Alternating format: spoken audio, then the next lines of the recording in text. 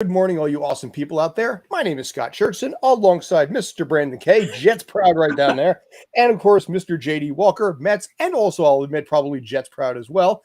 And this is the Sports Den on Zingo TV channel 249, 250. Kindly make sure to download the Zingo TV app on the app stores of iOS and Android. When you download, make sure to rate and leave a comment. Both apps are free. Zingo TV is lastly also available on Google Chromecast, Amazon Fire, Fire TV sticks, Roku sticks, and all smart TVs 2016 and forward. Gentlemen, how we doing? Stupendous. How are we doing? You are Jets proud. You had a great win yesterday over the weekend on this. I'm going to talk to you a little bit about that. We're going to be talking a little bit about the Giants. We're going to talk some MLB today. We are also going to be talking about, and what I will be starting off with, what I've referred to as the Bucs involving themselves in a quote-unquote Saints row against New Orleans. It has ended with a suspension. Tom Brady basically had a quote-unquote dismissive gesture sent in his direction. So, Brandon, I know you have some opinions here.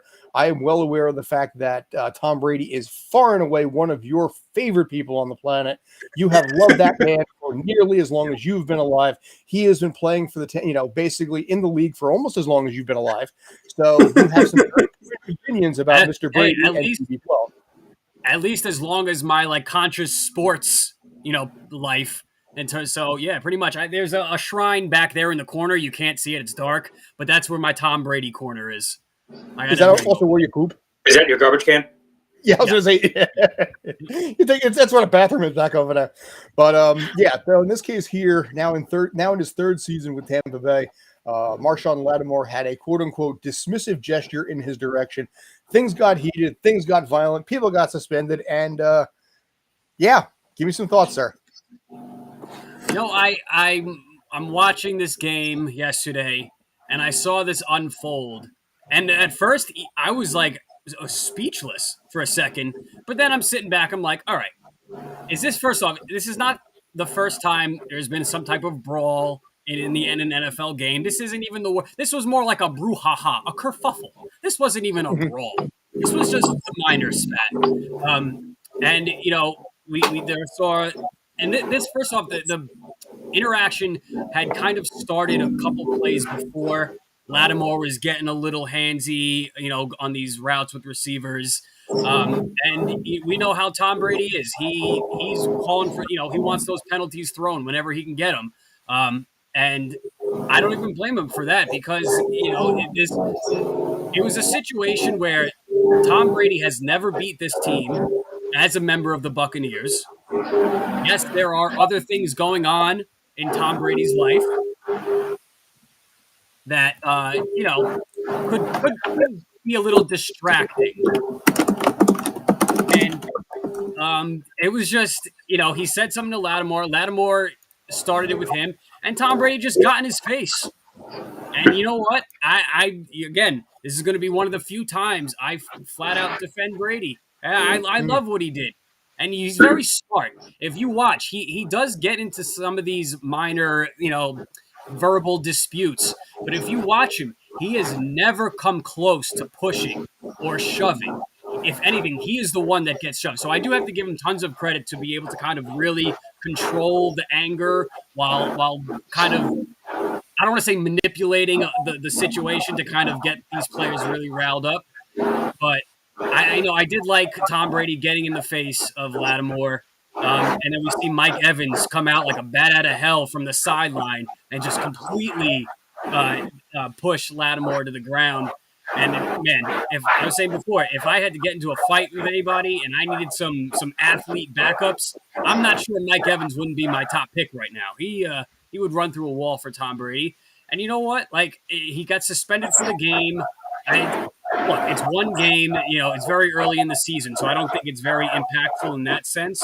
But I like this. I don't think it's bad for the league. It's not great, but it is what it is. It happens. You're playing a violent sport. That's football. These two teams that have been chippy these last few years, especially since the arrival of Tom Brady, and we finally saw, the straw that kind of broke the camel's back, and these teams go at it. And man, all eyes are on the next matchup between these two teams because this was in New Orleans. So now we're going to get this rematch in Tampa Bay. I don't even know what the week is. I haven't looked at the schedule. But But yeah, I thought this was nothing really in the grand scheme of things too much of a big deal. Mike Evans will get the 1 game suspension, and they probably won't miss a step. He'll come back the week after that, and I think the Bucs will be just fine. And what's funny about this in this case here is this is obviously something that's been brewing for some time between these two teams. The passion in this case here, it is an obvious, very likely a 1-2 combination about first place, second place here. And like you said, these two teams are going to face each other fairly soon. My question is, do we have something here that might become a new NFL rivalry, akin to some of the other ones out there? Anything that's exists in the NFC East, some of the stuff in the AFC West. Will we see that kind of animosity, contempt, and hatred between these two? And you know what? Honestly, a new rivalry. Do we have that? Well, they play each other again in week 13. I just looked it up. That's December 5th. Already a Monday Night Football matchup, so that's gonna be a good one. They don't even need to flex that one. They don't even need to flex that. Yeah, it's already in prime time. So good on them for actually putting what should be a great matchup on Monday Night Football, depending on how these teams do over the next 2 months. But that could be the highest watched Monday Night Football game this season. It could be. Just a prediction. It could be. It's possible. I mean, if these teams both have a losing record at the time, it may not be. So we shall see. But a lot needs to happen between now and then. Here's a weird thing. Go ahead, player. I was just going to say that there's been bad blood between Lattimore and Fournette going back several years now. It seems similar to me to even Mike Evans, the two of them. Yeah, Evans is Lattimore is he's a very chirpy defensive back. Similar to the bad blood between I'm blanking on his name. I think it was Josh Gordon with Washington a few years ago, and OBJ. And Josh Norman. Josh Norman, yeah. With Norman and Beckham a few years ago, and how that just kept escalating. It seems to be similar rivalry here between the individual players. Brady being involved. Sherman and Crabtree. Remember Sherman and Crabtree from a few Sherman and Crabtree, yeah. It looks like a similar type of bad blood in the heat of competition between players that genuinely don't like each other. And that is good for the game. What is not good is Evans coming in like a heat-seeking missile to just start to escalate it in the way that he did. And something that wasn't really mentioned in a lot of places is that in the video of the incident, you can clearly see Evans run to the sidelines and Bruce Arians say something to Evans, and then he just runs right back into the middle of things and just starts messing things up. There's two things I want to know. A, why is Bruce Arians, after his retirement, still on the sidelines? B, what did he say to Mike Evans to instigate this?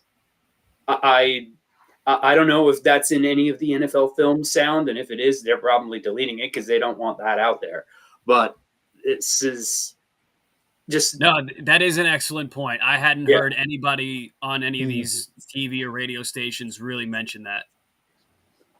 Yeah, that was the first thing I noticed in the clip. I said it was because I saw a headline somewhere saying something about Arians' involvement in this incident, but I didn't have a chance to read it at the time. But once I saw the video clip later, I said, "Oh, Arians did say something to Evans that just just like it's almost like just letting go of the attack dog, like, oh, go sick him." I was going to say, it's why you get the dog because there's a cat in the backyard.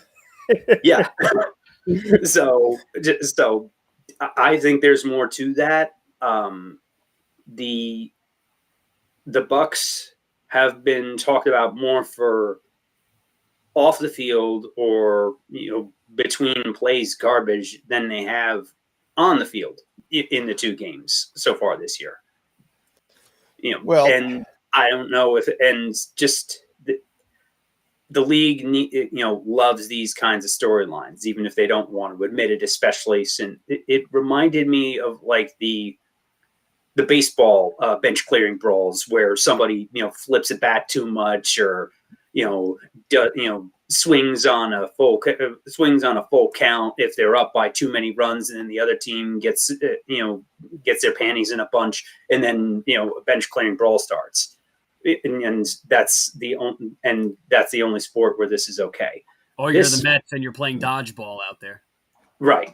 And just move in front of baseballs, yeah. Just all this stuff is stupid. I think Evans should be suspended for more than one game for this. I think there's going to be more fines coming out for this once the league office reviews it. I'm sure there'll be more fines and suspensions coming. Maybe not suspensions, but I wouldn't be surprised if Bruce Arians gets fined. I still want to know why he's on the sidelines to begin with, let alone what he said. I mean, if he had to retire, which we all know was just Brady saying, "Yeah, I don't want to play for him anymore," and then the Glazers just, they came up with the retirement story. Retired, so it's all interpreted anyway.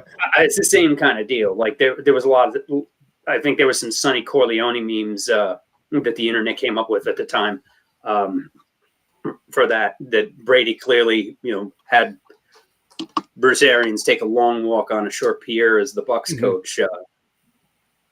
But this is dumb, and more stuff that wherever Voldemort goes, all this extra off the field garbage follows. Whatever's going on in his marriage or may or may not be, I don't care. I'm tired. Just go away. There's another rivalry also: Tom Brady versus Electronic Equipment versus Microsoft. Yeah, I was going to say against Microsoft specifically. Clearly an Apple fan, or maybe Linux. I'll give him a little Tux the Penguin on that one. But basically another tablet gets destroyed in a fit of rage. So he probably will get a fine on that. But with his amount of money, honestly, the tablet doesn't even count as money to him. Well, we don't know how much money he'll have soon.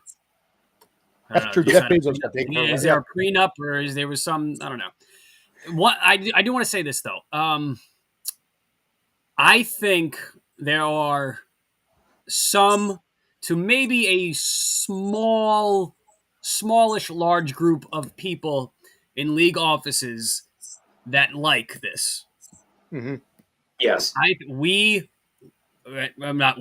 But America loved when MJ would do what he did, right? Mm-hmm. We loved when all these guys had kind of these moments where it was not out of character, but like it was such a culmination of the greatness that they have and what is expected, and just the moment, wanting to overcome the moment. Like I'm like, again, we're talking about it. Everybody's talking about it. This sets up the next game for all eyes on that game, even regardless of the records of these two teams. Look, I mean, do we really the Saints possibly just because of quarterback play and just just the way the Saints are. I find it hard to believe that the Bucs would have somewhat of a losing record or not be in the thick of things week 13.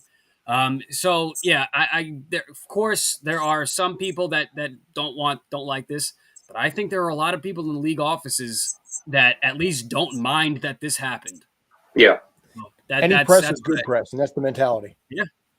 There's definitely an any publicity is good publicity vibe to this to a point, and it also takes away from the much worse publicity that the NFL has had over the past few months from various issues, starting from the owners all the way down. So I absolutely agree that there's definitely a contingent in the league office that is fine with this, because the more that they talk about stuff like this, they're not talking about Deshaun Watson or Stephen Ross or any of the other bad behavior that's been going on. So yes, I think that they're definitely okay with this. And also, I think, not to be understated, I believe this was the last team that Tom Brady had never defeated until over the weekend, right? No, he never beat them as a member of the Bucs. He's beaten them in New England. Yes. But since he was 0-4. He's 0-4 though. He was 0-4. Right. Okay, but that was a member of the Bucs then. Okay, that makes sense. All right. Because there was one team out there he did beat them in the playoffs though. So okay. Yes. There was the playoff game, so it's not completely dismissed that he never beat the Saints in Tampa. He did when it counted. So fair enough. And they won the Super Bowl, so which honestly it doesn't matter if Arians goes off into it goes off into the distance on that and journeys into the West. In his case, they still got a Super Bowl, the two of them. He's enshrined there, so it doesn't really matter. Speaking of, since we're going to be talking basically in this case here, and I know it's going to make a certain person very happy, the New York Jets get their first win over the weekend on the road against the Cleveland Browns, and Flacco, 4 touchdowns, no picks. Oh, the whole game, it was like, all right, typical Jets. Like they had a couple plays where it's like, oh, that's great. But then it never materialized and stuff like that. But hey, I mean, that fourth quarter, that really, I don't know, something clicked, something gelled. They were like, you know what? We're just sick and tired. Even all the rookies and the new person, we're just sick of losing. We're done. Mm-hmm. And Flacco, again, we can say what we want about Joe Flacco and it being old, and obviously he's not the future, right? But in a situation like this, you can't tell me with a straight face that Flacco's experience and everything was so key to that drive that, again, I don't know if Zach Wilson or Sam Darnold or Mike effing White or any of these guys would have done. So they wouldn't have. Right. So that part is you can't argue that. And again, Flacco is a placeholder. We want to make sure Zach is fully healthy. We'll get him back. But man, we got some guys on this team that can ball. We really do. And we said this last week. Look, like the talent is there and everything. Now it's pretty much a coaching and a play calling situation. Mm-hmm. And I don't know. This started to gel in the fourth quarter, and I really hope this can continue. And you know what? I was thinking about this all day. Next week, the Bengals come to MetLife to play the Jets. The Jets will win this game by at least a touchdown. Really? Okay. I think to kind of steer this to another topic with Burrow and if they get after Burrow, that's going to be a long day. I mean, he's been sacked 100 times already. Yeah. I don't know, man. That's one of the concerns that I had. I mean, in this case here, that defense gave up a lot. Chubb got 3 touchdowns. They only stopped basically 4 out of 12 on third down. The Browns succeeded and just thrusted it on third down. Is that a concern of yours in this case here, or do you think it's more of just the Browns and Bissett and Chubb being what they are? I'm concerned because even the Browns outjets the Jets in this game. Let's be frank here. The Browns straight up gave the Jets the game, and the Jets, to their credit, finally took it. Because how many times have we seen over the years where a team tries to hand the Jets the game and then the Jets manage to screw it up worse and end up losing anyway? That's happened more times than I can count. So credit to the Jets and Joe Flacco for finally doing that. However, for the fact that I'm still waiting to see this vaunted defensive front from the supposed genius coach, all talk, no results, as I like to call him. He's Rex Ryan without the success, as far as I'm concerned.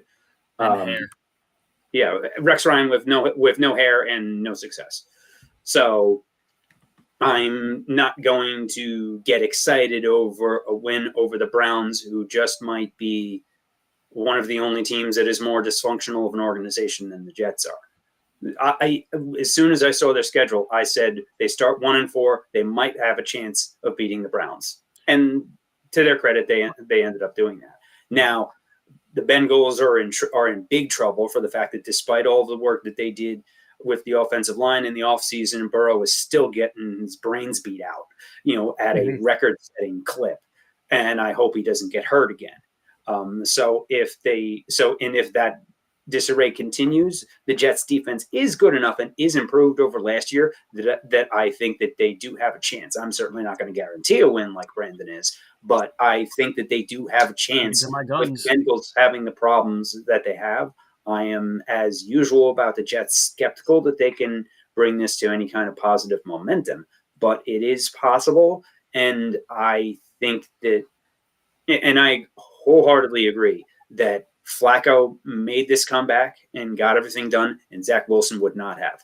And I wait with bated breath for Zach Wilson to come back and to see if he actually does anything, or if it's just going to be more inconsistent play like last year, and injuries will be used as an excuse again to cover up the fact that he's just not that good, and that he only got to the number 2 pick by playing at BYU and beating up a bunch of scrubs. Now, here's a question. Now, Zach Wilson's out playing, to that point, though, he's playing with the same level of players. Like look at Josh Allen or like a Carson Wentz. They play at these, FCS, like D2 schools, and you go, oh, they're not playing against any real competition, but they're playing with the same level of, like, on their team. So I don't always like that type of a point. I know what you're saying. I do, but yeah. I maybe it's naive, but I'm hopeful. I really am. I don't know. I really think that if they're smart enough to just be like, look, Garrett Wilson is your number 1 receiver. That's it. And the defense and everything. And look, you mix up the play calling. Just you continue, like, do what you think does, like, you do what you do well. Right? Like, why don't change it up because of another team. Like, I understand you game plan and you plan for certain teams a certain way, but from an offensive standpoint, you have to do what you think you do well. And I really hope this can continue. Look, the Bengals defense is good. They're not world beaters, right? And I really think, like, this Browns team, like, to back to your point, JD, with they're as dysfunctional as the Jets. Yeah, but they've been a better team lately over the last few years. They've been to the playoffs, won a playoff game, and they have even right now, I would still say a better roster top to bottom. And they just out Jets the Jets in terms of situational football. So I really, again, maybe this is like some of my Mets, pride and confidence in that kind of spilling into my Jets. Bravado works, by the way. Yeah, kind of spilling into my Jets vault of confidence here. You know what? I'm guaranteeing a win by a touchdown, sticking to my guns, and I got to roll with my team. That's it. All right, so suppose this for a second. Zach Wilson's going to be out for another 2 to 3 weeks at this point.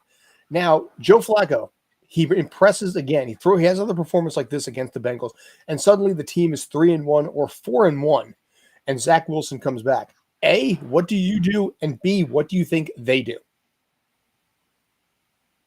I think Flacco gets an injury at some point, whether real or fake, in order to go back to Wilson. They may ride with him for a few weeks after that, but I still think that through one way or another, they will make sure that Wilson gets back on the field this year. They have too much invested in him.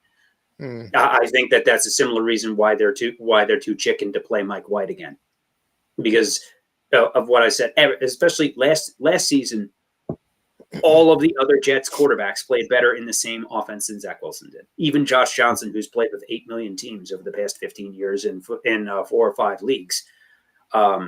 So I think that they should stay with Flacco in that case, but do I think they will? No. Brandon? Yeah, I'm leaning towards the same way, but there's something about a flow and a momentum that I sometimes don't like interrupting.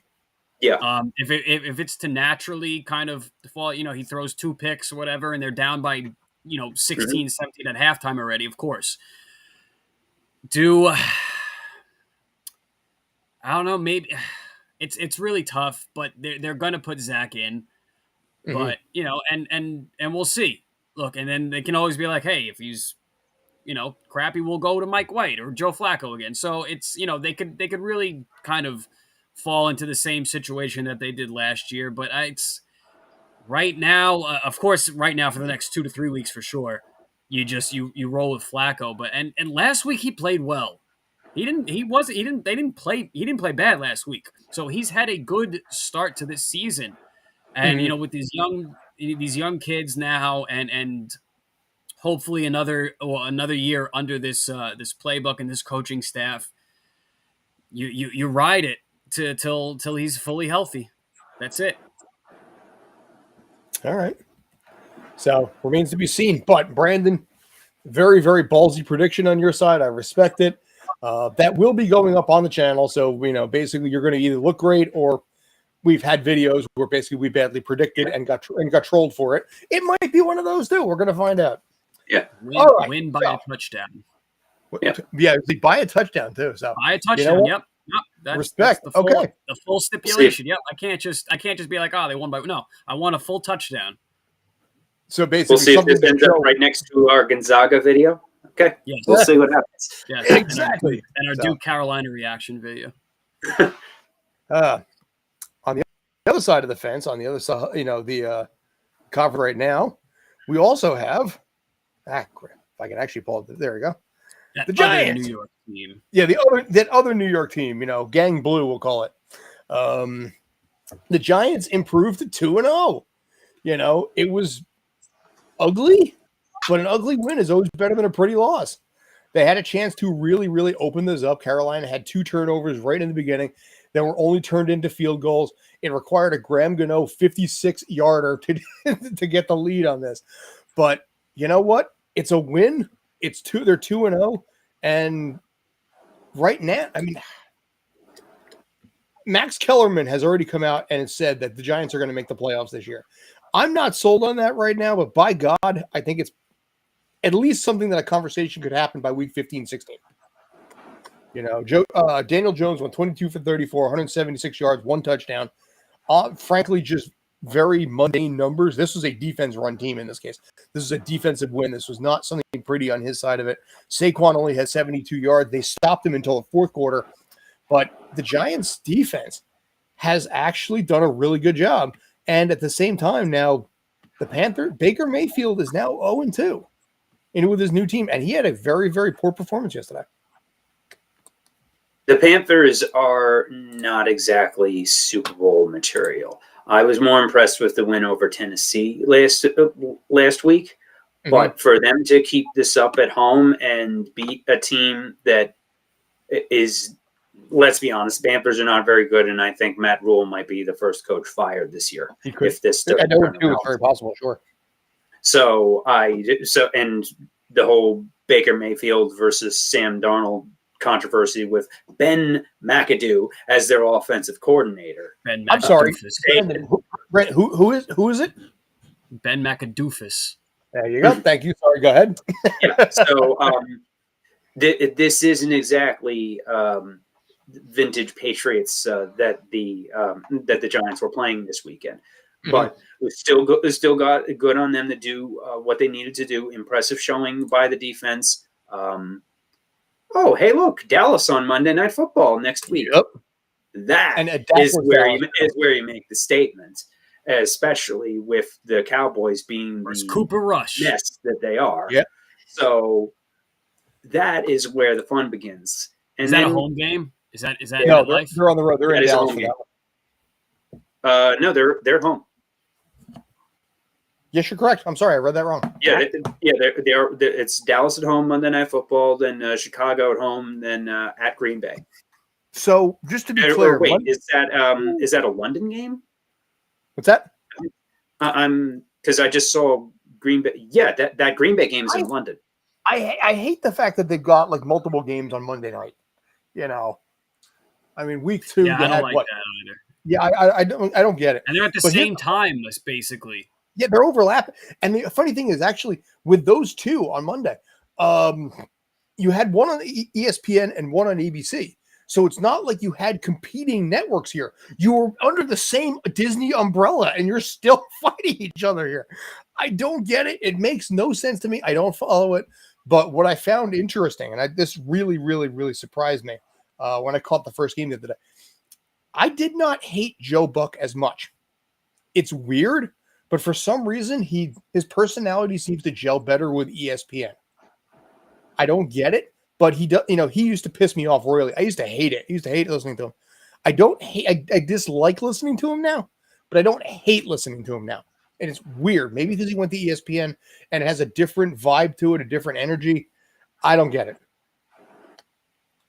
It's been one game so far, but I see what you mean about how it seems to be a better fit. Although it is weird after hearing Joe Buck on Fox for so long in baseball and football, going to ESPN now.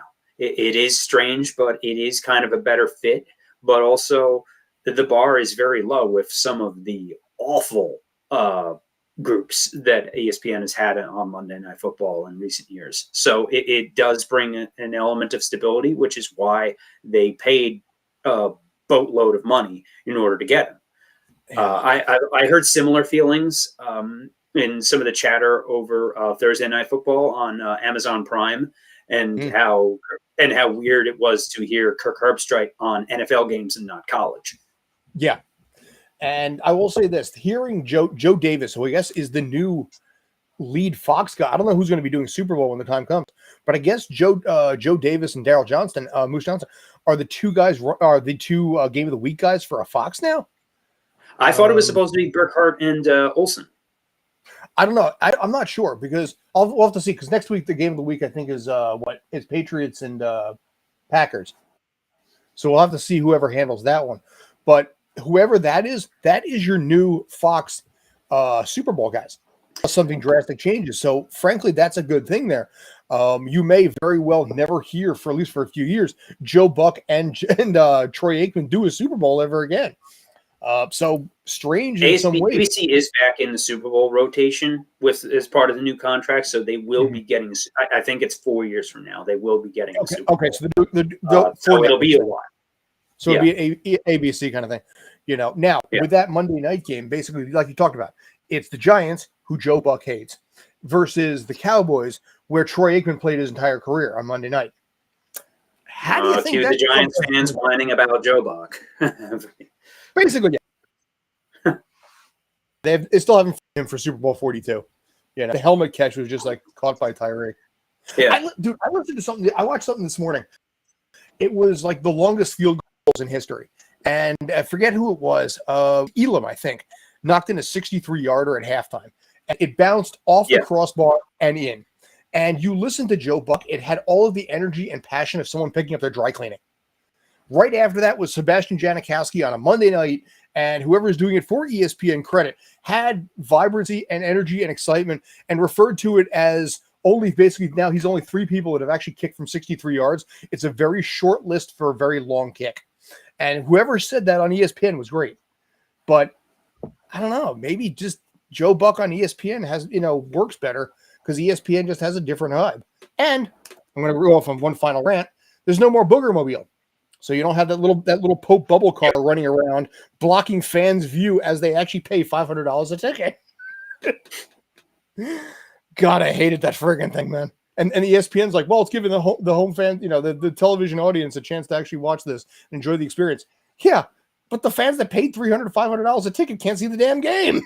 I think the NFL might be the only sport where it's better to watch on TV than it is in the stadium. Oh God, yeah. I think actually, truth be told, I kind of prefer to watch most sports, soccer notwithstanding. And JD, I think you get this one. Soccer continues that way. Baseball in a stadium is kind of Dullsville. It gets a little tiresome. Who knows what's going to happen? Because you're always going to Yankee Stadium. Hey, I went to Rock Boulder, but yeah. And yeah, that's a good point. I know you love the golf clap there. But I don't need the couch, toilet whenever I want it. So, soccer different. Baseball is best consumed on the radio, which another thing I found out this weekend from my trip up to Central Jersey and driving home was that sometimes old technology is the best technology. Good old AM radio actually, I get the CBS 880 signal all the way down here in south of Philly. So I said, I can listen to Howie Roseman Mets games again. Wow, I wasn't expecting it because my old place, which was much closer to New York, I had issues picking up a signal. So it never even occurred to me to try it. I said, I was listening to the Jets game. The signal faded out on the turnpike around Hightstown and Trenton like it normally does. So I said, you know what? Let me try flipping over to the Mets game and see how. I know AM signal goes longer. Let me see how long it goes. And I made it all the way home. And I tried another radio in my house and was able to get it to work. So nice. That's one of those things that probably excites only geeks like me. But it's just there's a lot to be said for that. Baseball is better on the radio than it is on TV or in the stadium. Football is best to watch on TV, not in the stadium. Basketball, hockey, and soccer for sure are much better in person, and TV doesn't always do them justice. Probably right. Fair point. So, all right. So a couple more things I want to go up on the football side of things. You know what? We're going to start with this one first because, truth be told, it really kind of sucks. I am by no means, in this case, a 49er fan, but Trey Lance is out for the season, and it sucks. Curiously enough, the whole decision, do we trade Garoppolo, do we not, suddenly makes a lot more sense that they kept him. But Lance is out, with an ankle injury for the rest of the year. And I feel kind of bad for those guys.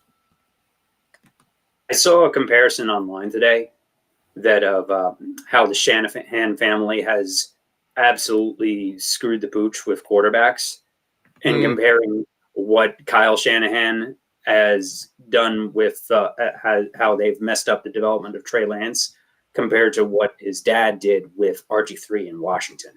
And that's a damning comparison, but there definitely are some parallels there, especially with it seems like the play calling for a quarterback that has had one healthy season in the past 5 years. Why do you keep running in quarterback draws up the middle?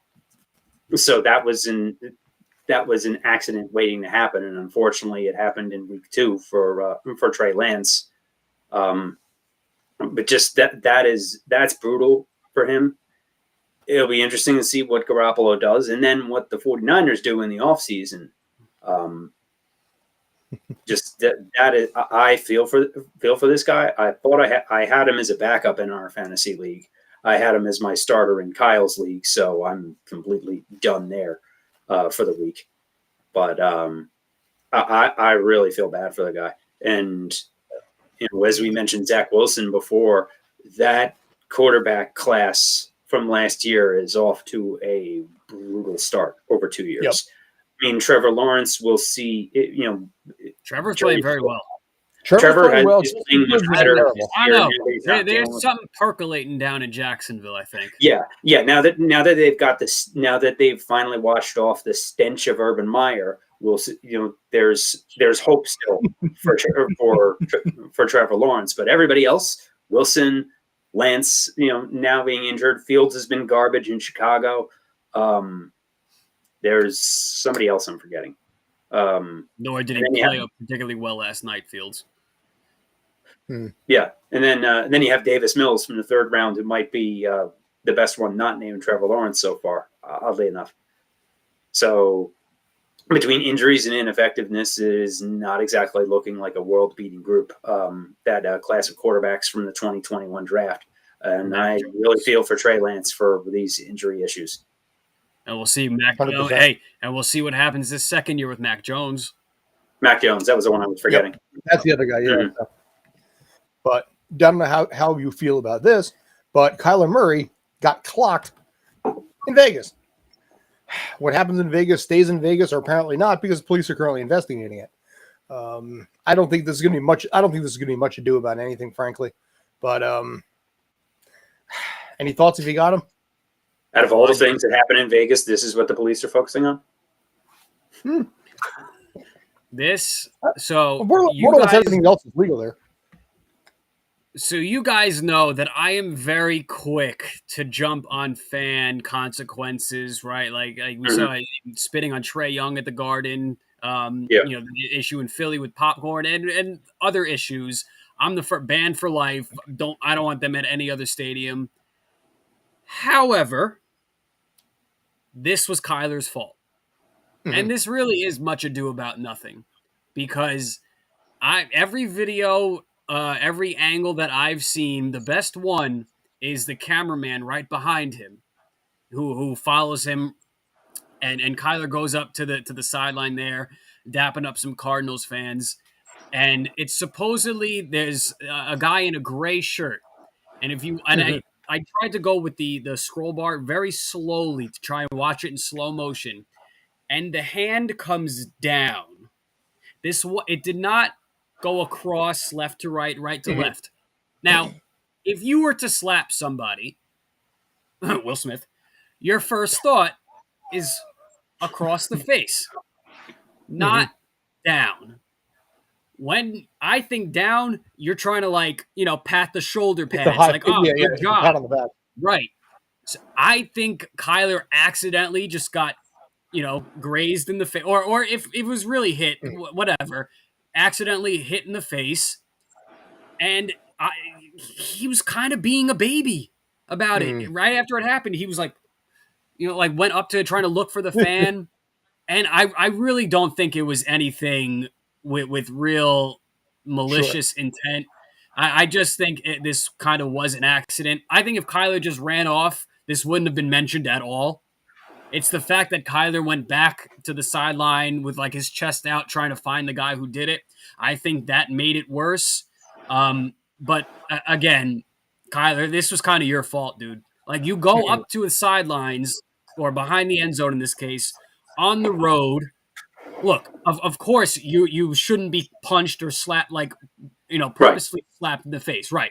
But if something happens that kind of seems accidental, and you happen to get that's kind of it's kind of a hazard. What's the hazard? Habitual hazard or whatever. That's what happens. Yeah. It's kind of occupational hazard. If you don't want to get if you don't want to possibly have anything happen in an interaction with fans, don't run out to the sidelines and jump and interact with the crowd then. Yeah, I really think this was, and for the police to get involved, it's I don't know. I don't really think this was anything. So yeah, I'm usually the first fan. Get him out of here. I'm never again at this stadium. But I don't think that was the case here. There's enough fan stupidity lately, and I don't condone any of this behavior. And I wholeheartely agree that anybody who does something spit on players or dump beer or popcorn or say racist or other terrible over the top things to players, they absolutely should be tossed and banned. And why would you spend that amount of money on tickets to act that stupid? I don't understand that. Having said that, if this was just an accident, or if there's a whole crunch of people, he could have been going up for a high five and somebody jumped on him, so his hand went accidentally hit him in the face or whatever. They're all pushing and shoving each other there. Right. I haven't seen the video myself, but if it is like that as you described, then it probably is an accident, and police need to focus on more important things, and Murray needs to get over it. And if Murray doesn't want this, then don't interact with the crowd. Yeah, on the road, come on. Yeah, I think this will be resolved behind the scenes. We'll never probably hear what ends up happening, but they'll move on. Yeah, I don't want to hear anything about this. Yeah. Oh, did we get a Scott? Okay, and they'll get on with it. And he didn't Call of Duty just come out? He's busy playing Call of Duty. Go, Yeah. So Get He's got that. other things to worry about. Yeah, he needs to rack up those study hours. Dude, I have never. What a joke. Dude, I've never played Call of Duty in my life. I wouldn't understand a damn thing. All right, so figure if it's cool with you. The MLB down the stretch. The Mets are making it interesting. They're getting close. Division, which they better if they're going to have a shot in Hiffle against that team out in there. But do you think, first of all, be able to actually get to win that division, get the bye? It comes down to that last series in Atlanta. I mean, they just did a 4-game sweep and still didn't gain any grounds on Atlanta. Go figure. The one time I actually want the Phillies to help, they don't. So the heck with them. They still have another chance in a few days. Yeah, the Mets have easier this weekend. Your schedule though down the stretch. So the Braves have a pretty easy schedule too, though. So they both have easy schedules. Playing against teams that. Yeah, so it's going to come down to the wire. I do think that something I saw over the past few days, concerning issue with the Mets, is that they leave too many runners on base. They can get away with it against Pittsburgh, and they didn't get away with it against Chicago, but they get away with it against Pittsburgh. They need to stop that if they're going to go make any noise in the playoffs or even beat Atlanta to get that division. So, I mean, good that they're working through their slump now. Hopefully they snap out of it and then are focused for October. I'm hopeful, but cautiously hopeful that the Mets will get it done, but they are clearly not making it easy, and Atlanta is not making it easy in the slightest. The fact that the Braves have 4 games in Philadelphia. Philly is still playing, trying to set up for October. The Mets, they have a 3-game stretch out, but it's in Oakland, which, by the way, we can talk about the new rules and security measures that they have in Oakland after some people were involved in adult behavior, shall we say, that was caught on camera. I missed that one. What else is there to do at an A's game? Short version. Guy and a girl, and he was friendly with his genitalia. And they were way up. They were way up. No, to be fair, they were way up. Nobody was around. They're placing security, which makes it to worse. Monitor to make sure that this does not happen again. But overall, the Mets, I think, have a slightly easier schedule. They got Atlanta. Then they're home for 2 against the Marlins. They have the 3 against the Braves, but then they're home for the final 3 against the Nats. The only difference here, right, that I look at is the Braves have 4 games on the road against Philly. And then after that, they got a couple of games against the Nats on the road also. So a lot of their schedule is road, including the Marlins. Their last home games that they have are against the Mets, but a lot of road games in there.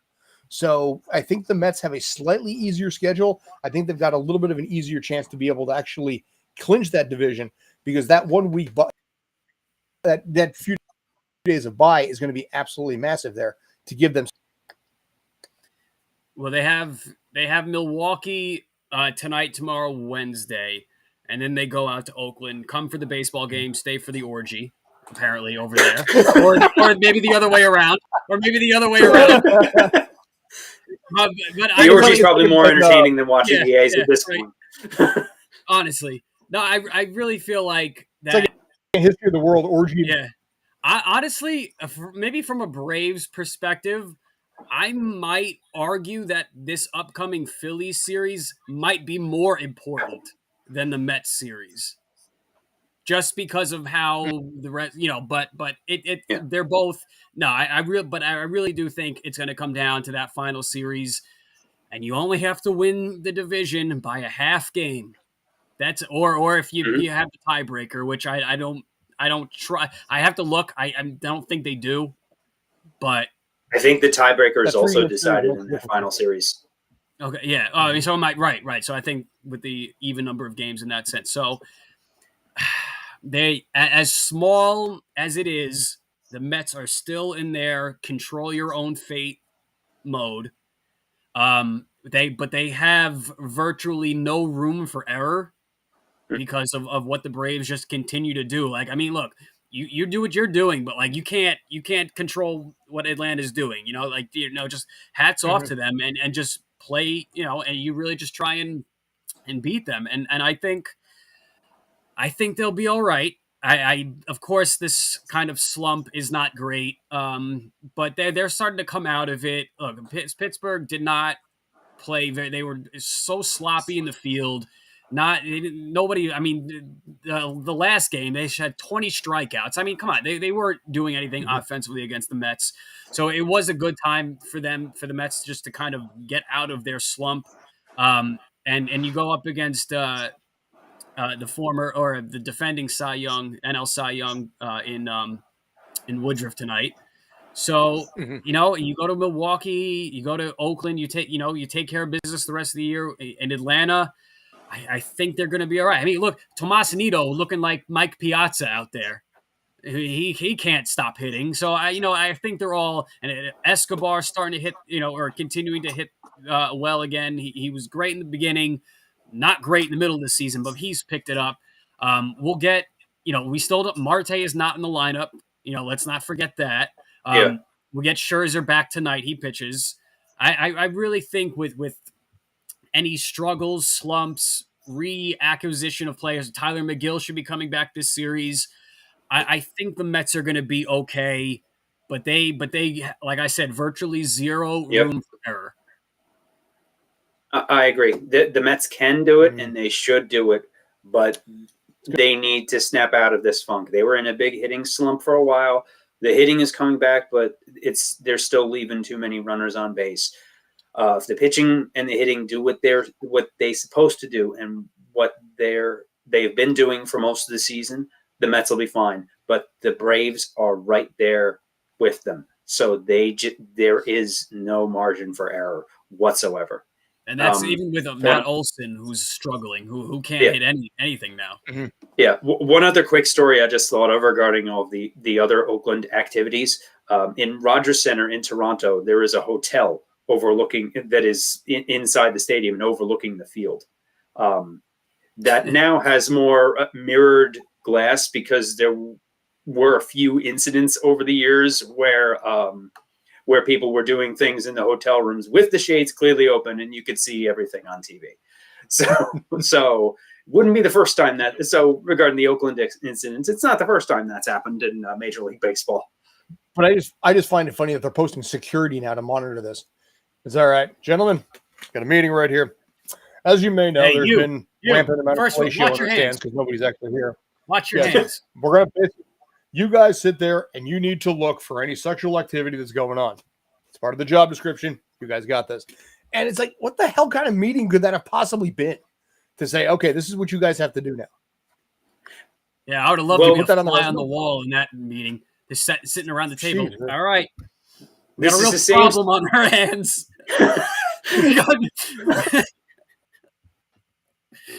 This is the same stadium that had the black hole with the Raiders fans for decades. So if anybody can, if there's any security guards in the league that can handle crazy stuff, it would be them.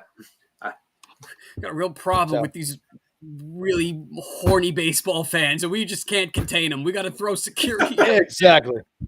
So, what happens in Oakland stays in Oakland. What happens in Toronto stays in Toronto, apparently. All right, gentlemen. I guess Moneyball is still a thing.